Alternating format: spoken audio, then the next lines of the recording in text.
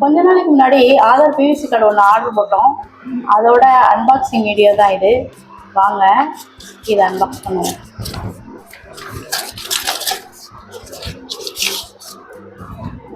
நம்மளோட address, order பண்ண details எல்லாம் அதில் இருக்குது. நெக்ஸ்ட்டு கார்டு வந்து இங்கே பேஸ்ட் பண்ணியிருக்காங்க. ஓகே, இது வந்து ஒட்டி இருக்குது, நம்ம ரிமூவ் பண்ணுவோம். ஓகே, ரிமூவ் பண்ணியாச்சு.